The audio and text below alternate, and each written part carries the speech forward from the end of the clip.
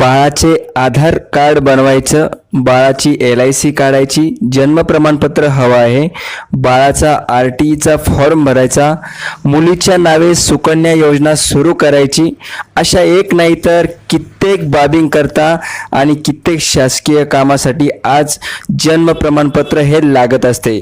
तर जन्म प्रमाणपत्र कसे काढावे याबाबत सविस्तर अशी माहिती आपण आजच्या या व्हिडिओच्या माध्यमातून पाहणार आहोत।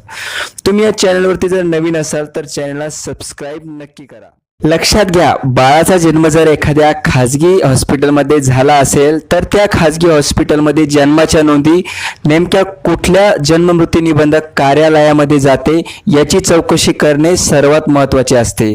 समजा तिथल्या नोंदी जवळच असलेल्या महानगरपालिका किंवा जन्म मृत्यू निबंधक कार्यालय, ग्रामपंचायत जेही त्या हॉस्पिटलच्या जवळ आहे त्याच ठिकाणी त्या बाळाच्या जन्माच्या नोंदी जात असतात आणि तिथूनच तुम्हाला ते जन्म प्रमाणपत्र मिळत असते। समजा बाळाचा जन्म एखाद्या खाजगी हॉस्पिटलमध्ये झाला आणि त्याच्या जन्माची नोंद जवळच असलेल्या जन्म मृत्यू निबंधक कार्यालयात किंवा महानगरपालिकामध्ये तुम्ही जर केलेली नसेल तर ती नोंद स्वतः बाळाच्या आई वडिलांनी त्या बाळाची नोंद तिथं करणे आवश्यक असते। त्याच वेळेस तुम्हाला जन्म प्रमाणपत्र तिथून मिळत असते।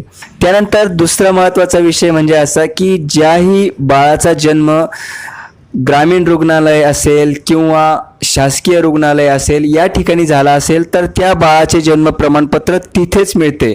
जन्म मृत्यू निबंधक कार्यालय ज्या हॉस्पिटलमध्ये आहे, जवळपास सर्व शासकीय हॉस्पिटलमध्ये जन्म मृत्यू प्रमाणपत्र देण्याची व्यवस्था केलेली असते। त्यामुळे एखाद्या बाळाचा जन्म जर शासकीय रुग्णालयामध्ये झाला असेल तर त्या बाळाचे जन्म प्रमाणपत्र हे शासकीय रुग्णालयामधूनच मिळते। बाहेर तुम्ही ते कुठूनही काढू शकत नाही। शासनाचे याबाबत खूप नियम कठीण आहेत। त्यामुळे लक्षात घ्या, जर ग्रामीण रुग्णालय असेल किंवा शासकीय रुग्णालय असेल, घाटी असेल, अशा ठिकाणी जर बाळाचा जन्म झाला असेल तर तिथून तुम्हाला बाळाचा जन्म प्रमाणपत्रासाठी अर्ज करून जन्म प्रमाणपत्राची मागणी करता येते। बाळाचा जन्म प्रमाणपत्राचा अर्ज करत असताना त्यासोबत आई वडिलाचे आधार कार्डची झेरॉक्स, डिस्चार्ज कार्ड किंवा लसीकरणाचं कार्ड हे देणं खूप महत्त्वाचे असते। त्यानंतरच आपल्याला बाळाचं जन्म प्रमाणपत्र मिळत असते। जन्म प्रमाणपत्र कुठूनही घेत असताना ते CRS पोर्टलवरचं बारकोडवालं जन्म प्रमाणपत्र असायला पाहिजे, जेणेकरून तुम्हाला आधार कार्ड काढण्यासाठी किंवा इतर कुठल्याही शासकीय कामासाठी अडचण येत नाही।